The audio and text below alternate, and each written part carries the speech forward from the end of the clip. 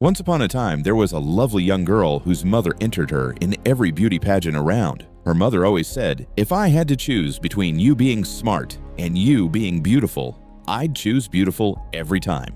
You look so beautiful, sweetie. That little girl grew up to become the stunning Amelia, a runaway supermodel with a shining future ahead. She is very successful at her job, but she also finds it quite boring. The hours are abusive, and she is constantly bothered by creepy photographers. It is during one of her many fashion shows that Amelia meets Harry, a handsome millionaire. The two of them begin a passionate relationship. And soon, Amelia is moving into Harry's giant mansion. She thinks her life is almost a fairy tale. One morning, Amelia is woken up by some strange noises coming from Harry's office. Harry? And goes to check what is going on, finding her boyfriend putting up a giant shelf on the wall. This is rare for Harry because he usually prefers to hire a professional, but today he claims to be inspired. Well, I was inspired. Is it for your golf trophies? Books? No. It's for you. The shelf is not for his books or trophies. It is a gift for Amelia, who finds the present very sweet, but does not think all her shoes will fit in it. That is when Harry clarifies the shelf is literally for Amelia herself. He wants her to sit there all day. She will have a perfect view of the pool and Harry's desk, so this will allow him to gaze at her while he works. He thinks this will make him invincible, and he will launch 100 businesses, because by looking at her, he could always remember what he has and never lose sight of what it is all about. Amelia does not like the idea very much and reminds Harry she has to work, but he just responds she should quit since she hates her job anyway. Harry thinks she is too extraordinary to live an ordinary life and wants to make sure she will never have to worry about anything ever again. You never have to worry about anything ever again. All you have to do is sit here and be loved.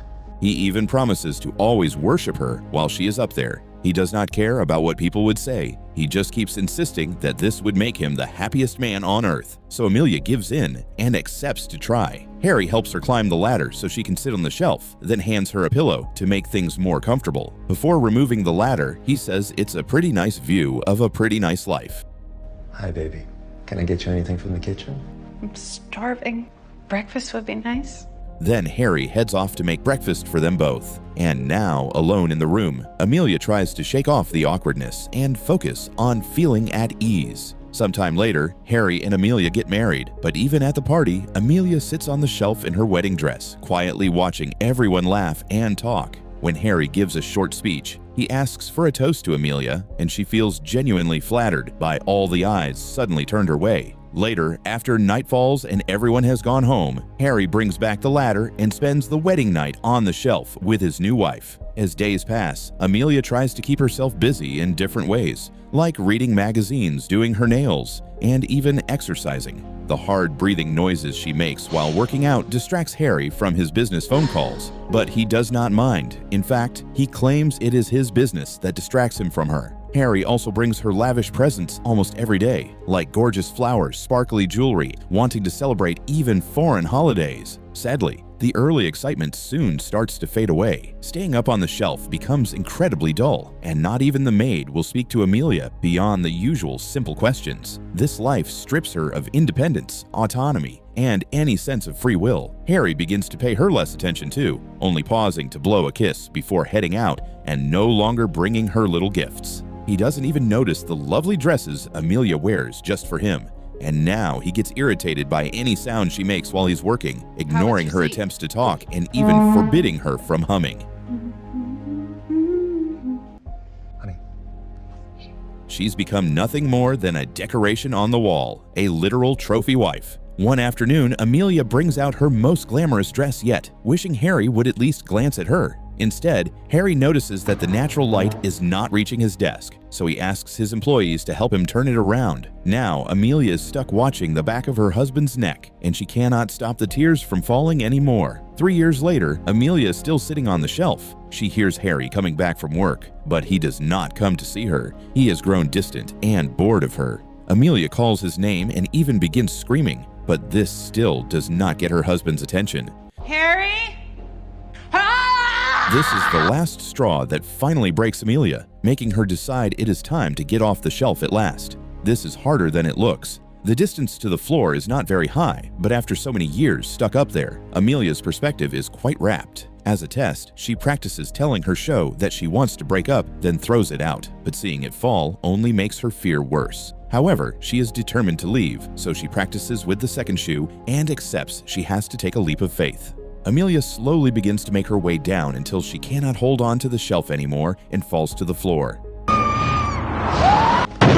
From Amelia's perspective, it is a long, scary fall, but she actually makes it to the floor quickly and unharmed except for some soreness. It is hard to walk after years of not doing so, with legs that have become atrophied, so Amelia uses furniture to help her stand up before slowly and awkwardly walking outside, ready for an eye-opening experience full of self-discovery. Feeling the breeze on her face again delights Amelia, and soon she begins exploring like a baby, seeing the world for the first time. While whirling around in happiness, Amelia touches the pool water, throws out a bunch of tennis balls, and dances through the house's corridors before putting on her shoes to go to the street and climb inside the mail truck, which takes her downtown. When she reaches the city, her eccentric behavior continues as she gains confidence in her walking to move quickly and finally feels like she is part of society again. Amelia hugs the truck, says hi to strangers, dances on top of a table, and even asks a man for a ride on his Vespa. The trip is lots of fun, and once they reach the coast area, Amelia gets off to keep on exploring. Once again, she dances with a stranger, but she also tears off a man's parking fine, joins a yoga group, runs after a dog, and eventually makes her way to the beach, where a flash mob joins her in her dancing. Then, she runs into the sea, and the shock of a cold wave is exactly what she needs to snap back to reality. Afterward, Amelia attempts to strike up a conversation with a few strangers, but they show no interest in her happiness and won't even lend her a towel when she asks. Shivering and alone, Amelia chooses to wander through town once more until she stumbles upon a makeup store, where she sees some women getting makeovers and catches her own reflection in the window. Her mascara has run, and all her concealer has been washed away. Wanting to feel pretty again, Amelia enters the store and uses the free samples to clean up her face, instantly feeling better when she does not look disheveled anymore. One of the clerks, Jordan, is impressed by Amelia's makeup skills because she works here, and yet it took her a while to get that good. Jordan wonders if Amelia is a makeup artist, so Amelia quickly corrects her and explains her job is to sit like a trophy for a millionaire. Are you a makeup artist? I'm just taking notes. No. So What do you do? I sit for a very wealthy man. So long as you're happy. Surprisingly, Jordan does not judge her for it because her mother taught her that what matters is to be happy.